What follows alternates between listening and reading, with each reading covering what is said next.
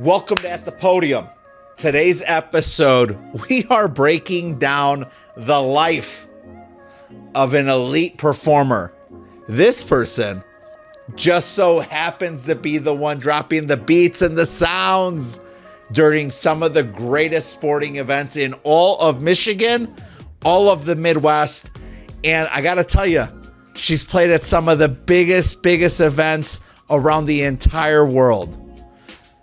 DJ Myint is one of the top DJs in Michigan today, playing at the Big House, Ford Field, Comerica, Little Caesars Arena, and more.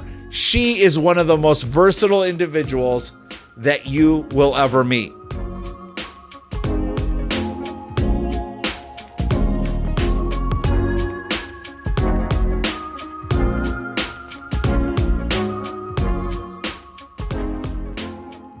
Hello again, and welcome to At The Podium with Manuel Amezcua. I'm a financial advocate, a CEO, a father, husband, and as all of you now know, a massive sports fan and enthusiast.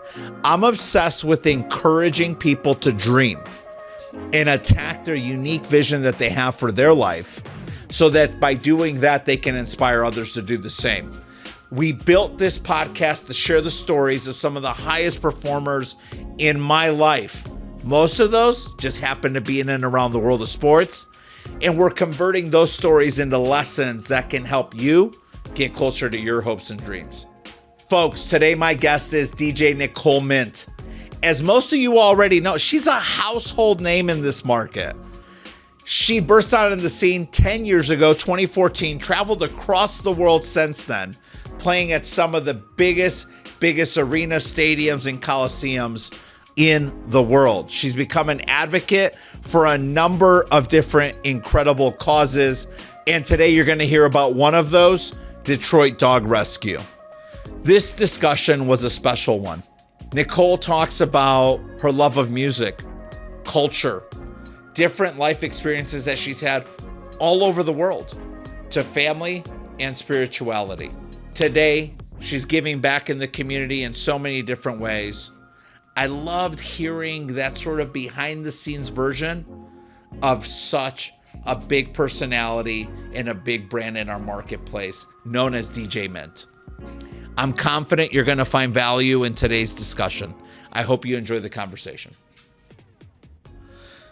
Folks, I've been so excited about this one. I think today's conversation is going to feel like an absolute rager by the time that DJ Nicole Myint and I are done unpacking her story. She is one of the most recognizable artists that I have come across in all of the Midwest. And today, folks, she is the artistic genius and DJ at the University of Michigan for virtually every single Detroit sports team. I mean, I'm thinking about the Lions, right? I mean, I could not go into Instagram and not see you in my stories or in my feed because of what an incredible journey you were on this year with the Lions, the Tigers, the Red Wings, etc. You've done some major soccer matches. You are a closet soccer enthusiast and superstar. Nicole, DJ Myint, I'm so excited that you're here today, and thank you for accepting my invitation. Thank you so much for having me. I was chuckling when you walked in because you immediately put me in my place, and you reminded me that this is your first podcast. First one. Will you unpack that a little bit for our listeners? Yeah, I've been asked probably to do over 500. And I've only counted only because I know from my emails and my team actually reminded me, like, you're doing a podcast, like, why this one? And why I really loved your content. I loved your passion. Thank you. I could read into it and representing Detroit. So out of all the podcasts from London to Mexico, overseas, you're the one. So it's my very first. So thank you for having me. Yeah, we were so stoked and amped up thinking about you coming on the show. And I think just to be very candid about it, the first time we came across your page on Instagram, I was like, who is is this little like superstar that's like every single place I want to be watching a game. Right. And she's the one in charge of all the music. And I love the music at games, right? I'm a guy who enjoys watching the competition, you know, the field or court of battle, but also enjoy the musical genius that's going on in these stadiums and these arenas. And I saw it was you. And the first post I ever saw was you at the Big House.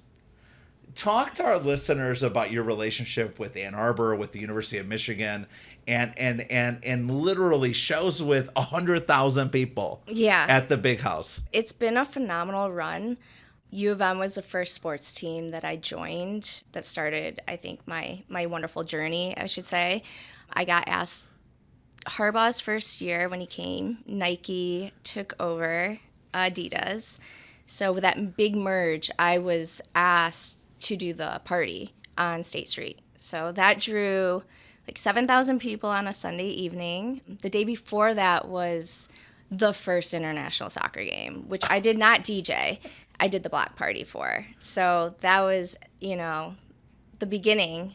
Yes. And then after that, I started doing hockey, volleyball, basketball, gymnastics. I've covered every sport pretty much that has a DJ at Michigan. All of them have DJs. So yeah, and then it's just been crazy. DJing for 100,000 people, that was my like third year of being a DJ. So I reached that climax of crowd very short in my career. I know that you grew up with a love for sports and music. Yeah. Can you take us back to your childhood and maybe share a little bit about that? Absolutely. And where like your love and your affection and your inspiration for the two started from? Music has always been a passion of mine since I was little. My parents, they gave me the gift of letting me listen to everything. I mean, they were always playing the record player from every genre, to country, to soul music, to rock. So I feel like my palette at a young age really respected music in a different way. And I, as a person, I think I took it in a different way. You know, I listen to music. I think we all listen to music for different purposes, right? Yes, we do. Feel different things.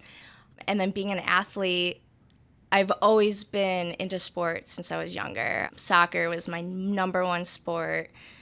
So the chance that I got to create a career out of both, in a way of not really playing sports, you know, I played up to semi-pro soccer, but it's just been, you know, a great mix to put two passions together and create happiness, you know, in a different way. I love that. I know that you've been the DJ for some mind-blowing soccer matches. What are some of the ones that have stood out the most to you in recent years where you're just like, man, what a privilege that was? It's so crazy. I feel like my life's been so fast that even arriving to the Big House, you know, days, I'm like, I've never really gotten the chance to take it in fully. I think with how crazy my schedule's been, it could be, you know, one big event to another. But after the fact, like, I appreciate the opportunity to be that person in being a female to do such big stages, you know, as the Big House. Yeah. But in the Grand Prix, I think that was one of the biggest special events I've ever done. My parents were both in the automotive business, so my dad was really close with Penske. He worked at Ford his whole life. So automotive was really, really dear to my parents' heart, to mine too. So that was like a groundbreaking event where I like cried when I got the call. Yeah. What is the most brilliant DJ in my personal life drive today? The most brilliant? You. Well, I don't thank have you. any DJ friends. You're the most brilliant DJ friend I have. Well, I'm honored. Thank you. What do you drive? I drive a Wrangler. Yeah. Do you love it? I love it. And I drive a Wrangler, first non-Ford car, but my dad did the design on the CJ7, so I got that. Okay, don't get the Mustang again. Get something better for DJing. Yeah, I love in Michigan that. weather. So On your Instagram profile, and I'm going to just jump around if that's Sure, okay with yeah. you. Mm-hmm. On your Instagram profile, I love, I don't even know what they call these like little descriptor lines, but the Saturday night personality with the Sunday morning heart. Yeah. Can you unpack that for our listeners? That has been my motto for a while. Actually, I've had that on all my social medias probably for 15 years. I'm What does very that mean to you? outgoing. Yeah. But I have a big heart. I like to have fun. I don't necessarily think party is a word to describe people when they're going out or listening to music, but it's more, I have a lot of charisma, but I also have such a big heart. So whatever I touch, it's with heart and passion.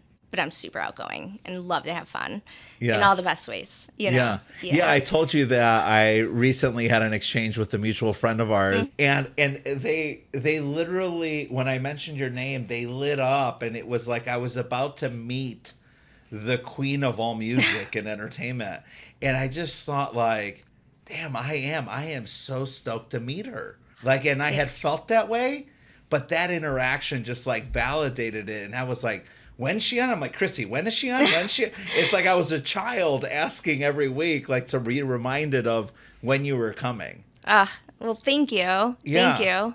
And people have that like energetic vibe for you. Why do you think that's so consistent that people just have this like magnetism and attraction towards being around you, being your friend, being in your presence, being in your company, living life through your artistic playlist, etc.? I'm my own DNA, and I think everyone needs to be their own DNA, and I represent that. We need to always support each other, no matter what we're doing. Have passion, have heart, be humble about wherever you go, and always just treat people with respect. And I think that's what people see from me is no matter where I go in life, no matter what stage I'm on, I'm going to reach out and I'm going to shake your hand. I'm going to try to make you smile if I see you're not smiling at a show. I will personally go up to you and you make engagement to see why you're not even, what's going on. Maybe it's something personal. Maybe, you never know. But I think it's just, I have so much heart for life and just making sure everyone's good and happy. And this is why I chose that route. Like I wanted to do something to make people feel good. And I think that's so important today. Like we need to come together and just care for one another and not differentiate everyone else. I think everyone's competing. Yes. Which is a huge no to be successful. Like I chose DJing because of passion. I didn't chose it for money. I think when you choose that route, it can be very unhappy. So yeah, just I have good charisma. I know people, they respect me because I respect everyone. I was taught no matter who you are, no matter where you go in life, treat everyone with respect, So it's dear to my heart. Yeah. I'm glad you said that. I mean, you touched on something I was just talking about 2 days ago with a colleague of mine on the west side of the country. And the conversation was about investing time with a specific group of people. And I don't want to say what it was, but, let's say it was based off of gender or ethnicity or socioeconomic background. And I remember I made a comment. He's like, dude, that's why I think you're just so crazy and I love it. I was like, man, I'm for all of humanity. So I'm like, unless you tell me that everyone's invited, I was like, I'm just not. At this stage, I just turned 46 a couple of days ago. And I'm like, at this stage of my life, like, I'm just for everyone. Yeah. Yeah. Being Latino is everything about who I am. But it's not about everything I have to give to the world. And I'm just like, man, I'm just for everyone. Yeah. And I'm inspired by the idea that everyone has an opportunity to pursue their version of like the American dream here. Absolutely. Absolutely. It's just taking that risk and believing in yourself. And even if you don't believe in yourself, there's other people that believe in you. That do. And it's just taking that step. Yep. Just to feed off that, I changed my career at 32. So I'm 42. Which a lot of people don't know that, even though I remind everyone every year. No one knew that. Still, people Bleep that think out. I'm lying, but I'm proud of it. That's something that I like to exploit a lot nowadays because it's not common. I think we all get comfortable in what we're doing. Sure. We're scared to do what we love. I think that's a lot of our society is there's so many things that people want to do, but they're scared to, which is common. I mean, but I took that leap just because I was very passionate about being a DJ. When you think back to 10 years ago and you taking that huge leap of faith and believing in yourself and betting on yourself, who are one or two of the key people in your life that really advocated for you that said, man, go get that. You're going to crush it? Yeah, a lot of friends from high school. I mean, they saw how much I would make people, I would burn them CDs. I have friends today that have CDs, I burnt them, in high school, which, I graduated in 2000. Let's put that out there. So that's like where it all began too. It's like, wild that I've, put it into a career. So who do you think was somebody at that time that you were looking at and saying, man, I'm pulling inspiration from that? To go off that last question, I want to say my parents. Yeah, love it. They were into me being an engineer, going to business school, doing whatever I wanted, but they were so supportive. It was like, do whatever. I think you're going to be great at that. What are their names? My mom is Nicole Myint. She just passed 2 years ago. I'm sorry to hear that. So thank you. My father passed 2 years ago. There we go. Yeah. I'm sorry to that. Very hard. And then my dad is Ong Myint. Yeah, so. Okay. But very supportive. Yeah. And I think that's important too. Yeah. Yeah. Thanks for sharing that. Yeah. What a gift, because that's not always the case. It's not. Right? Yeah. I mean, I've grown up with some dear friends where, the parents had a very clear expectation of the path for the child. And it's like, oh my gosh, that had to be so hard. Yeah. So what a gift. Yeah. I mean, we as a society have so much that we break down for people, especially kids, how everything should be, right, in order. Right. Oh, yeah. And we can do that order. I know. Like, I think we could do it probably in the same order of what we pursue or how people should be. And I think that needs to change. I mean, everyone should be who they want to be. Yeah. See where life takes them. There's no stages. I think happiness is created, how it's supposed to be, meant to be. Yeah. Yeah. But I love that was great support. Yeah. They're my number one fans, so. Moods. So can I share a mood? Sure. And then you tell me what you would play for me? Yeah. Uh-huh. I'm angry. You're angry. Yeah, I'm angry. What are you going to play? Yeah, I would definitely play some Motown, some reggae, or even I have a few tracks that I call my happy tracks. Yeah. They're kind of like a tropical house, yeah. Very chill, but those are the vibes I would play. Cool. Yeah. Mm-hmm. Yeah, it's funny you said that. My favorite Pandora station is Miami Poolside Radio. Okay. And I play that a lot. So a little sunshine. Yeah, totally. Pretend we're like on the island somewhere. Yeah, who's ever angry, like laying around on a beach with a sunny day with water, right? No. I'm sad. You're sad. Yeah. Okay. What are you going to play if I'm sad? So I would play probably, that could be a mixture. Okay. See, I personally think if I'm DJing though. Yes. What would I choose for you personally or a group and one sad person? Yeah. I'm sad. I'm You're really sad. Man, I would play some very upbeat, like you said, poolside sunshine beats, some Bob Marley. Something that you relate to, but also it's uplifting. Okay. So like a reminder, like one love, right? Like, right? Yeah. Why am I sad? Like life is beautiful. Yes. When you hear those lyrics and love it. Okay. What would you play at a 16-year-old's birthday party at Mad Nice?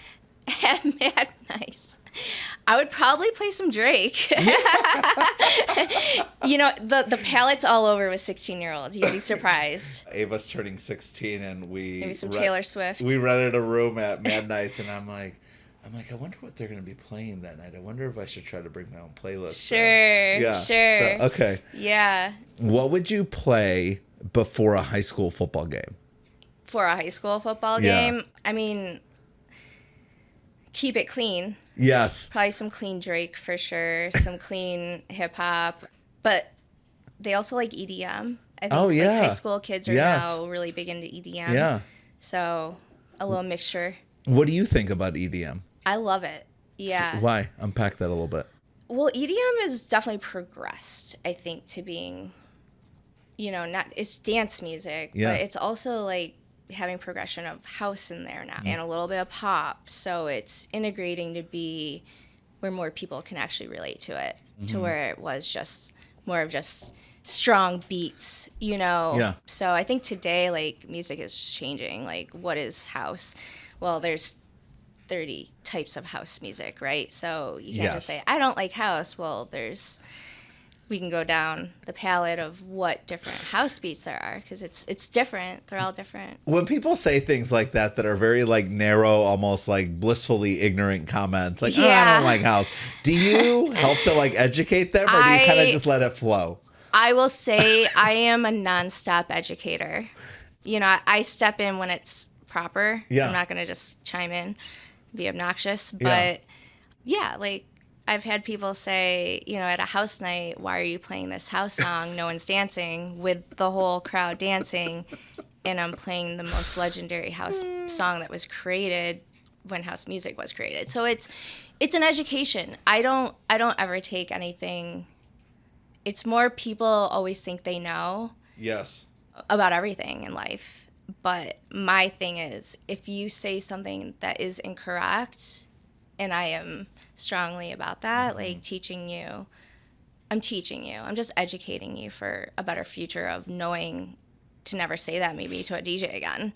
Or, maybe putting a person down for those words of knowledge that you thought were facts, You just made me think of the fact that, like, I often experience people as they either want to prove that they know a lot and they're kind of like the more dominant person in the environment or the conversation and like, look how brilliant I am, or they want to feel validated and seen and like, I'm so thankful you're here. And it's like usually kind of like one of those two things. And I find like both of those things to be, because I've done that, especially the latter. I'd like, hey, just, do you see me? Am I doing good work? Yeah. Like, do you like what I'm doing? Tell me it's great, right? And I'm like, feels draining. It is. And I've been through a lot of therapy, so I like know now that I can say that, right? Right, yeah. It's just really draining. It's draining, yeah. But you mentioned earlier, though, like how fast your life has felt like it's just kind of blown by these last 10 years. It really has, so many shows, so much success. Can't keep up with all the people who want selfies with you for sure.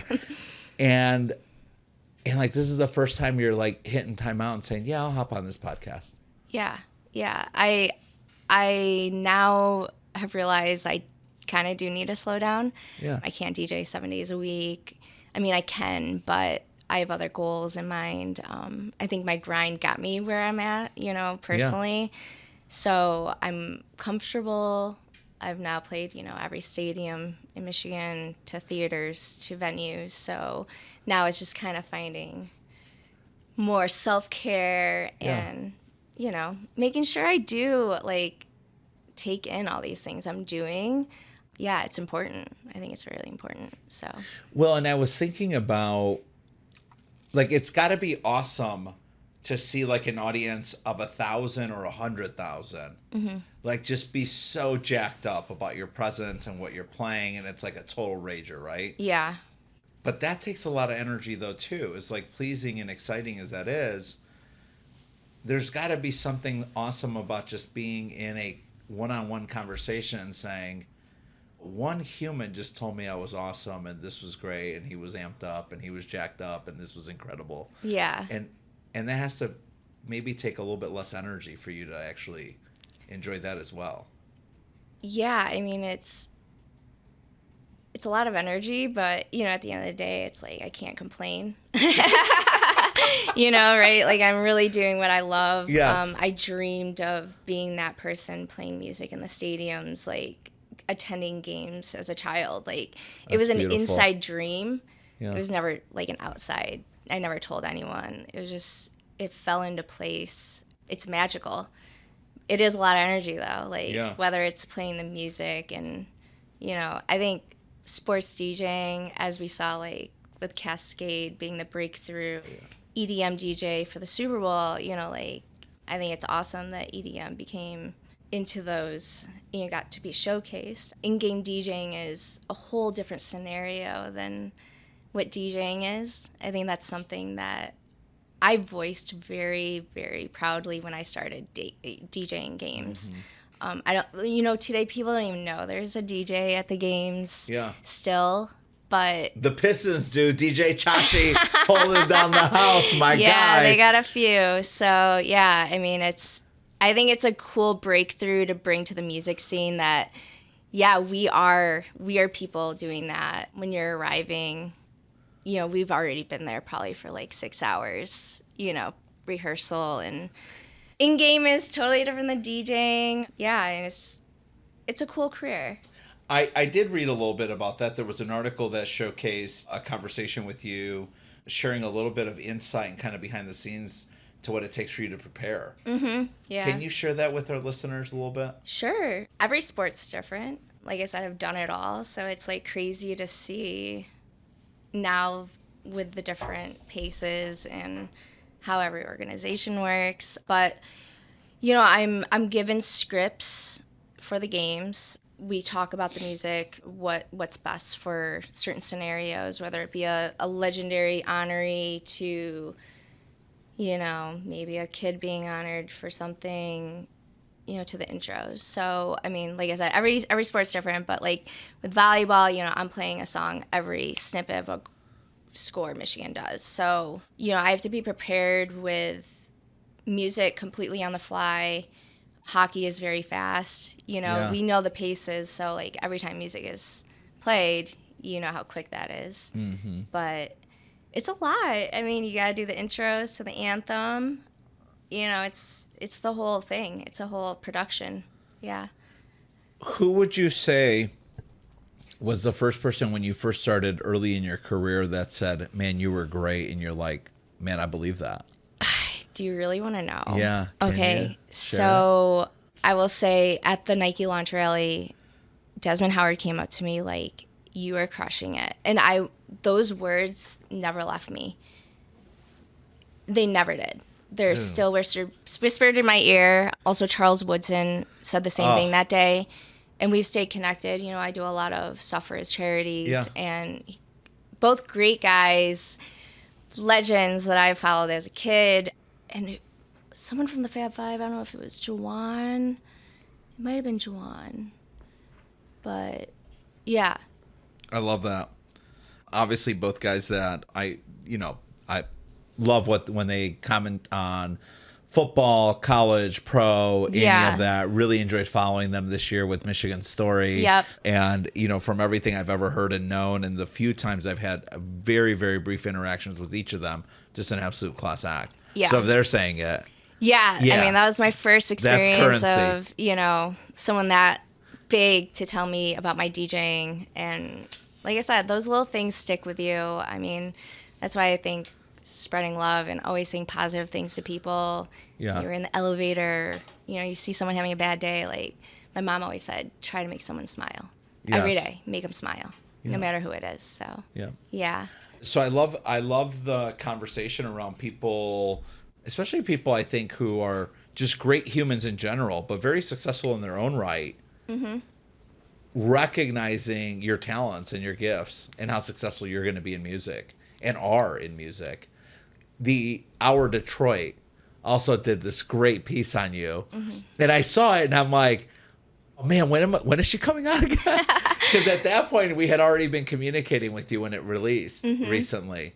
Tell me what does that mean to you today when organizations like Our Detroit, which I read every time it comes out, and I love it because it's food and entertainment and fashion and wonderful causes and organizations, which are stories about wonderful people. Yeah. What does that mean to somebody like DJ Myint? To be honest with you, I didn't even know how big it was. Like, I got the call, and then I was like, oh my gosh, it's Our Detroit. They want to, they're asking if they can nominate me and be Detroit of the Year. I was like, I really didn't know. I was like, wait, is this real? again, reality check. Yes. You know, that was a huge honor. Yeah. I think one of the greatest honors to this date. I mean, you know, being on the cover, you know, and then let alone on the same article pages, Cabrera, that meant a lot to me. And I think it was really cool just to give someone like me who's worked so hard and people recognizing it. I've done this without management. You know, I've gone everywhere by myself. Like, I never had anyone pulling me or promoting me. It was all done solo. So I think a lot of people respect that. Like, but yeah, it was very special. I'll never forget that. I mean, I'll hold it dear to my heart. Yeah, being honored like that. Yeah. What was the coolest call or email or text that you got from somebody saying, "Are you serious? You're in the magazine?" Gosh, I had so many people, and they're still finding it in their dentist office or taking their kid to the doctor. At our office, 'cause it's out there right now. So, you know, it's been seen everywhere. I did get a call from someone from out of the country who had flown to Detroit, and he worked for an entertainment business, but he emailed me saying, "I am blown away by the story. You know, I'm flying Delta right now and saw this hour." So it's just like the way people see it from all over the world. Sure. I thought that was just, I had calls from all over. I couldn't even put it. Yeah. That's awesome. It was a lot. It was great. It was just a lot to take in. Again, I'm like, oh my gosh, is this really real? But yeah. Earlier, you referenced the fact that you're realizing now that you have all these other goals. Are you comfortable sharing what some of those might be? Yeah. Outside of music, what else is a goal? Oh, outside of music. Yeah. Okay. I do want to start a clothing line. Talk about that. Yeah. So I do want to create Myint as a clothing line, which will be coming out sometime soon. But yeah, I want to do a little bit of female to male. A little bit for everything. Yeah. But comfortable wear. Yeah. Nothing with, you know, I'm not trying to make my name all over the sweatshirt, but just something, it's been a passion of mine too. Yeah. So, yeah. And today you're rocking. Oh, I'm rocking Sana. My good friend Michael. Yeah. It's the honorary Grand Prix, Detroit Grand Prix one. So. Yeah, that's a sweet one. Yeah. Yeah. Yeah, I love everything that he's done. Yeah. It's been really special to watch as well. Yeah, he gifted this me for the Grand Prix. That's great. Yeah, it was great. What else is on the list of goals for DJ Myint? Yeah, producing. Okay. Yeah, I think everyone's ready for that. Yeah, making my own music, maybe creating my own sport anthems, and just probably going nationally is my next goal, worldwide. Yeah. What's the most exciting place that you traveled to share your gifts? So you've been some incredible places. Like, seriously, I don't even want to share this with my wife, Samantha. I've actually DJ'd the full moon party in Thailand before. What? Which is a crazy experience.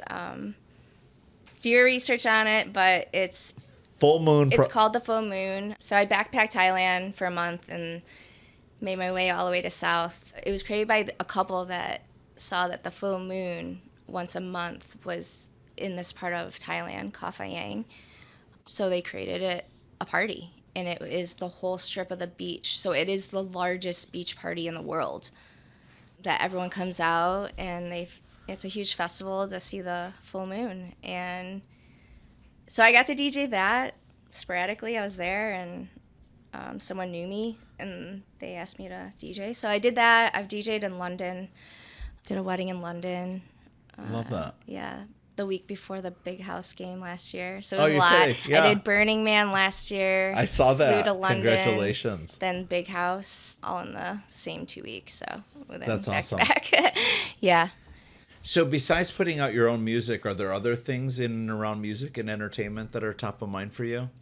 Well, I do have my own entertainment company. So it's really incorporating, building that more, getting great DJs on my list, which, you know, it's awesome.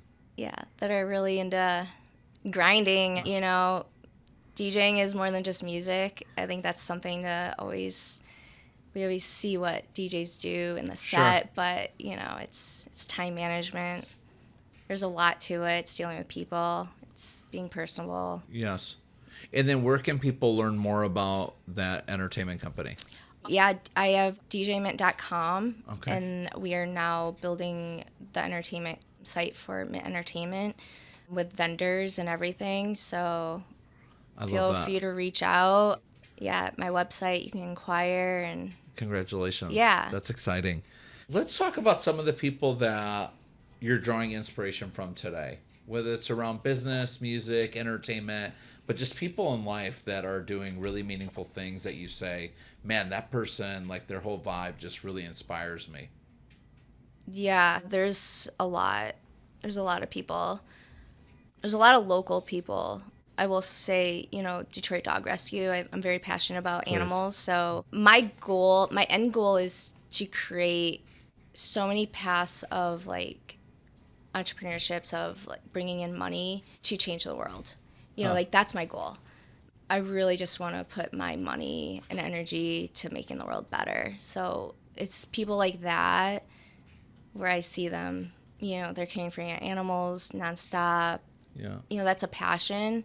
So like that's my next passion. I would love to create a rescue one day and just put forth more positive things in the world. Yeah. Are there other causes and organizations like Detroit Dog Rescue that are really high on your list right now?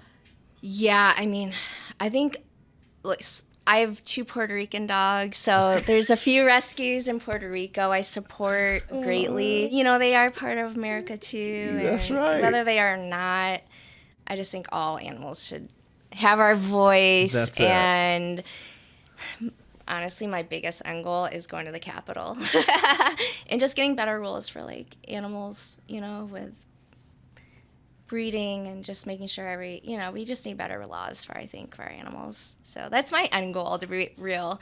Like I hope to be big enough where my voice can go there and, I love that. They're just so dear to my heart. I just love them. What are your dogs' names? We have Mango, Cokie, and Mateo. Mango, Cokie, and I have Mateo. a Cokie frog. Yeah, Cokie frog is, the national frog of Puerto Rico. I love that. Yeah. All right. Yeah. That's beautiful. So, engaged. Am I allowed to say a name? Yes. Yeah. Jesse Melendez, right? Jesse Melendez. Who DJs that wedding? Yeah. That's going to be... I think everyone's waiting for that. So, I have a few on my mind. I'm probably going to have like 5 DJs at my wedding. Yeah, right? It's like, yes. And I will be doing a set for sure. I love that. Yeah, so. That's so fire. But it's going to be a special day. Yeah. Do you and Jesse already have a vision for the wedding? We have a vision. Yeah, that's beautiful. Yeah, the vision is 2025. Yeah. Give it some time to plan. Okay. No stress. Yeah. Right? We're not supposed to stress about our wedding day, right? Yeah, so. I love that. Yeah. And then Ultra, I'll be in Miami. Say more. Yeah. I know. I was afraid again, but say more. Yeah, I will be in Ultra, Miami, performing for the very first time. So very honored for that. March 22nd to the 24th, right? Yep. And look, Samantha and I have been in Miami now for some time, and I don't go as often as Samantha does, but every single time I go, I meet more people from Michigan. Yeah. In Miami. And they're like, yeah, I'm in Bloomfield Hills. Oh, yeah, I'm from Grand Rapids. Oh, yeah, I'm in Detroit proper. And it's such a cool thing. So you're going to be performing. I will be performing. At Ultra this year, March 22nd to 24th. Yep. That's so awesome. So Detroit, come out. Yeah, what do you think creates these opportunities? I mean, I'm just thinking about all the shows you've done at the Big House, soccer matches at the highest level of world recognition and engagement. Like, you've just done some of the most incredible moments in sports and entertainment. What creates that for you? Like, how you don't have this like booking firm that's going out and spitting your name everywhere it needs to be shared. Yeah, I'll say the Ultra opportunity was a blessing. I'll say there's people that have been watching me, Sure. And I think that's the thing. Like, my social media was that's how Michigan found me. You know, they saw me on Twitter. They saw everything I was doing, you know, asking if I had interest to come out and be a part of Michigan. So I think people, they know I'm passionate. This is more than just a career to me. Yeah. You know, I deeply, deeply care about what I do. Yeah. And for Ultra, like I said, like, there's people from Sony that really have been watching me, that have talked to me. They've seen my sets. So they believe in me. And this is a huge breakthrough for me, knowing that I am producing now, but I don't have music released. Yeah. So I think it's a wonderful opportunity for me, and they're giving that to me. Yeah. And I never take anything for granted. Like, it's all tears of happiness and thanks. Yeah. You know, it's not, let me go brag to the world, yeah. but let me share to the world that this it's a possibility, you know. And I think it's just helping people grow and see, like, what can we do in life that isn't so in order of what we're told should be life, you know? And just making those, take that risk, jump out of your shell, and just believe in yourself. Yeah. And like I said, the pure passion is happiness. Yeah. So do what you love. It'll come to you. If you really care, people will see it. And that's the thing. I don't fake anything. You know. I'm realized when it comes, so I think that's another thing. What does DJ Myint listen to when she's trying to settle down for the evening? Silence. Yeah. Yeah. Honestly, I'm probably 90%. Sometimes I'm just silent in my house, even though I have sound everywhere, my studio. Yeah. But if it's not silence, my catalog's all over the place. Okay. So I think that's why I can feed music to anyone, because I do like it all. Yeah. You know, huge Dave Matthews fan to, you know, my Diplo to Carl Cox to everything. So today we've gotten to know the artistic side, the dreaming side, the risk-taking side, the record-setting side of DJ Myint. We got to know a little bit about your family, your upbringing, your incredible parents, who were your biggest advocates and fans. Where you draw inspiration, and that you love it quiet when you're ready to relax. Yeah. What's one final thing that, like, the listeners wouldn't know about you that you'd say, this is a big part of, like, who I am? Wow. I think there's a lot. Yeah, and I loved you sharing about the Detroit Dog Rescue, because I saw that in multiple places. Yeah, I think one of my, so there are people that have been following me, you know, since the beginning, know this part, but I actually did a CrowdRise fundraiser in Honduras, and this was the beginning of my DJ career. So my voice was very well known from traveling. Prior to DJing, you know, I was project managing very lavish events all over the country. So I did build a good network, naturally. And so I was asked by Moose Jaw, CrowdRise, to go to Honduras to use my voice to help a little girl that had a tumor. So that is all on YouTube. I think that was the most special trips out of everywhere I've traveled in the world. I've traveled, you know, for different reasons, but that was very dear to my heart, because I was able to change 3 lives just by my network and videotaping my visit there. I was only there for 5 days, but raised over 24 grand in 24 hours to take one girl into surgery, and then I ended up actually changing 2 boys' lives that we met. Yeah, wow. So we took 3 kids in and changed their lives. That is so special to me, because that was one, using your voice, right? We all can use our voice no matter what the scenario is, bringing the whole world together. So luckily I had, you know, the Huntington Post wrote about my story. We used videos to show live action of what I'm doing. That way people know this isn't just to raise money.